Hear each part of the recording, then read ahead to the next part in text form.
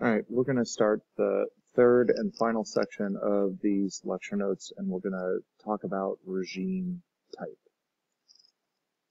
Obviously, the first system we want to start talking about is a democratic system of government. This should be the regime type that you are the most familiar with. You should have a working definition of from your experience last semester in AP Gov.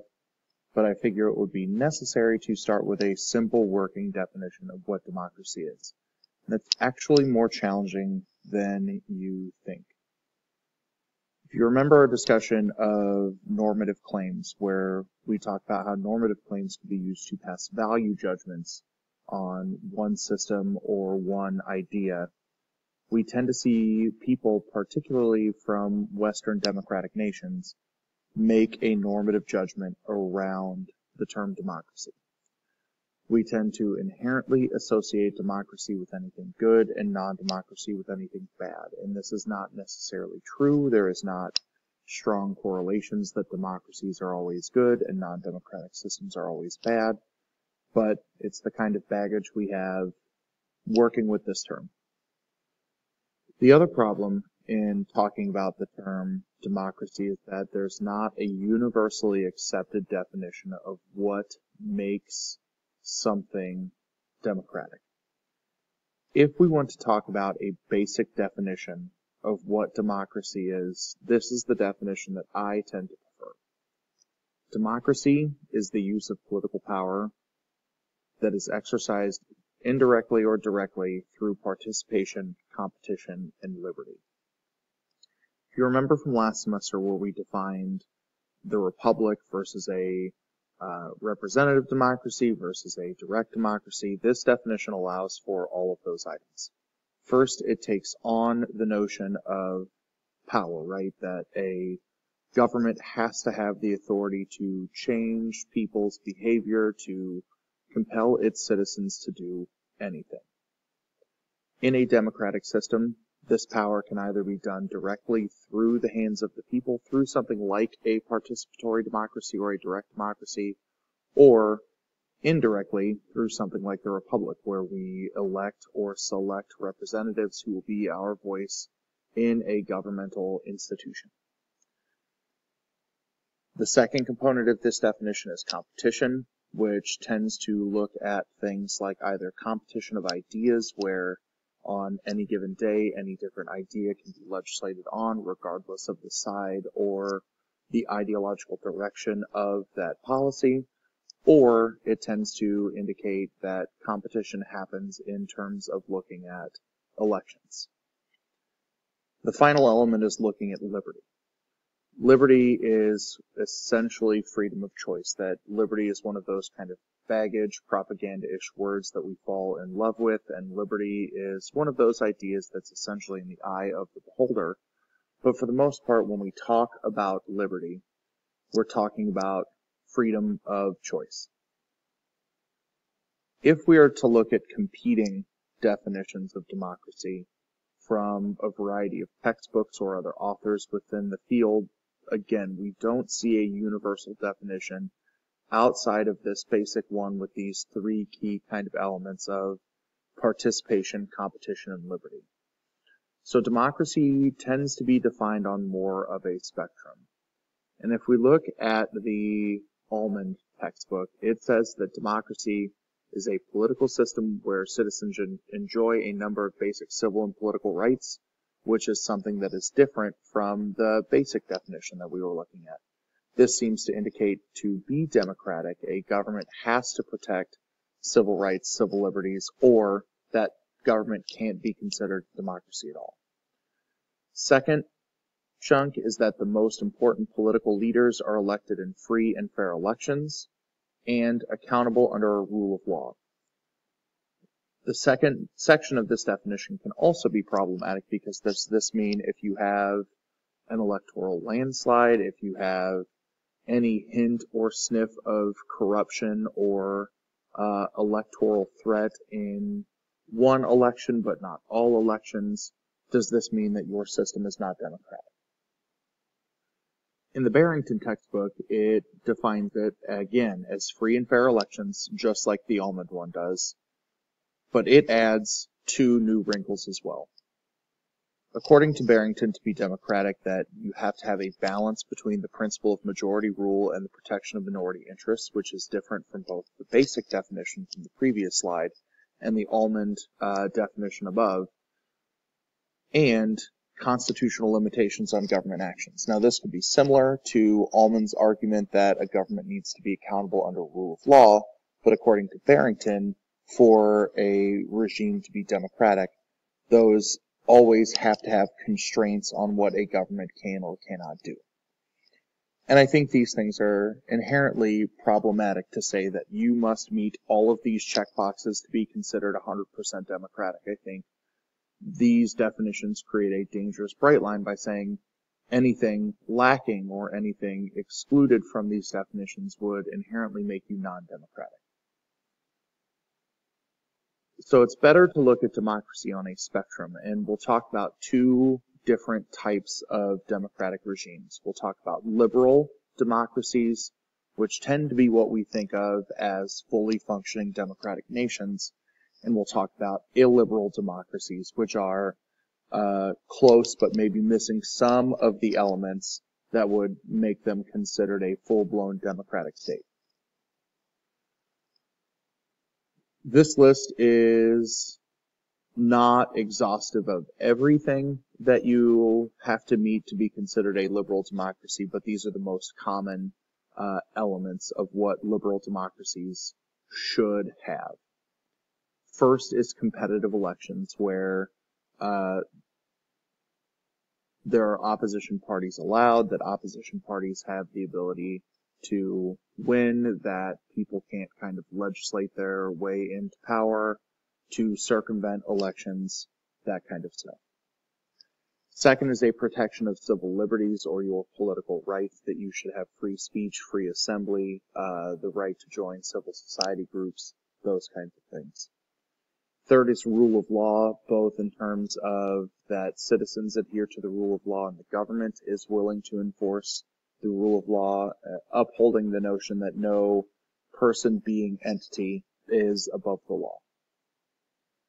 Neutrality of the judiciary is important because if the judicial body in any democratic state is the arbiter of what is or is not constitutional, then those bodies should be neutral, they should be apolitical, and they should be looking solely at whether or not something should be allowed based on an interpretation of that nation's constitution.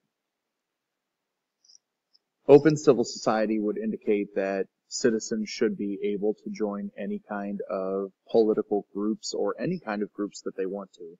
So if I want to be actively involved in my local church, I want to be a card-carrying member of the NEA, the NRA, the NAACP, the Sierra Club, the National Beer Wholesalers of America.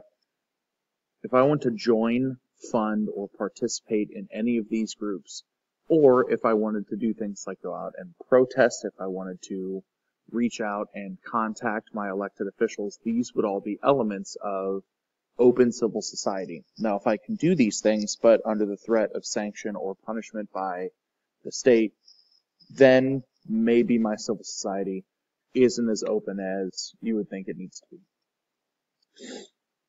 Next, you have civilian control of the military. This is something that we see in a lot of nations across the globe, that if a military official is elected into a position of power, then they need to step out of their military role to be able to run things. Any president in the history of the United States who had been active duty military had either retired by the time they'd become president, or they retired, they stepped out of their command position to assume the role of a civilian. The other side of the coin would be an illiberal democracy, also referred to as procedural democracies.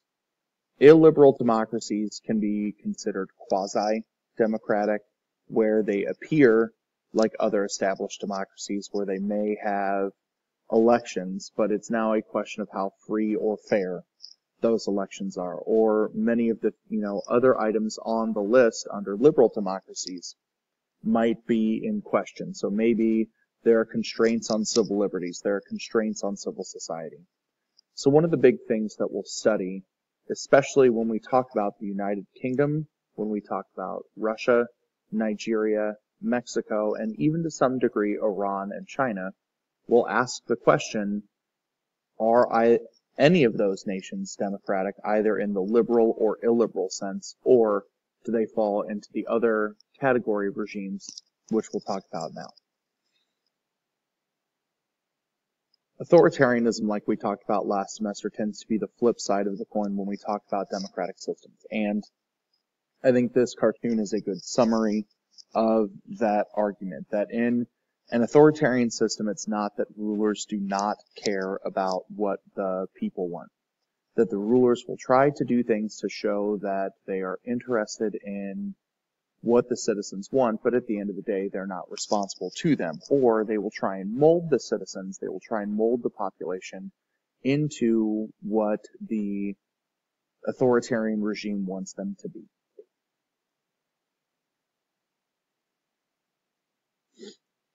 So if we look at a spectrum of authoritarian styles or authoritarian regimes, we can place them on a spectrum just like we can with democracy.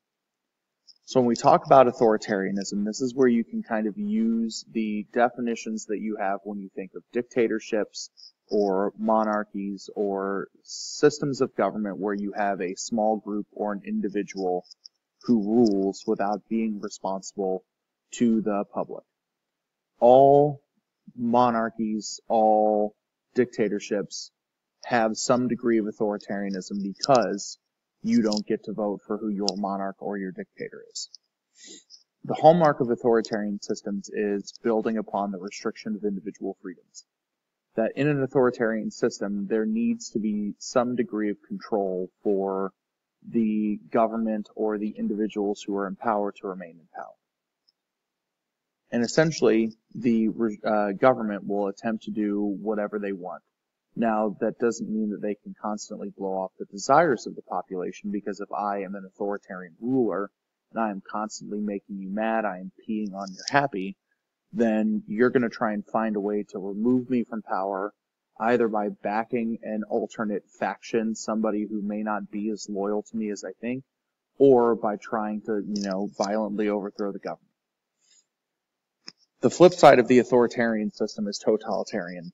And like I said, all dictatorships, all monarchies, all small group systems of government that aren't held to elections to vote for or to select their leaders are all authoritarian.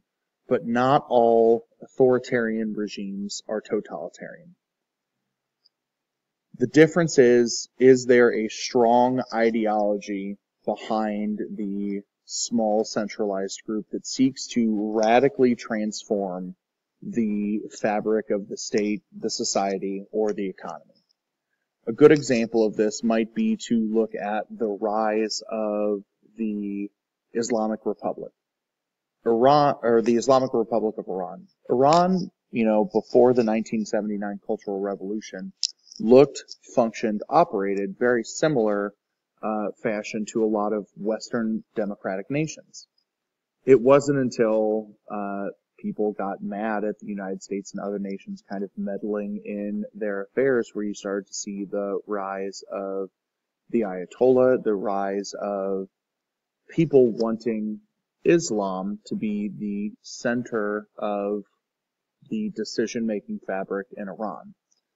The biggest part of the Cultural Revolution then leads to the imposition of things like Sharia law or other, cultural values embedded in the Quran as the governing philosophy or the economic philosophy of the Islamic Republic of Iran. And that tends to be the big difference between authoritarianism. An authoritarian regime just wants to find ways to stay in power. A totalitarian regime wants to find a way to radically change or alter the fabric of that nation.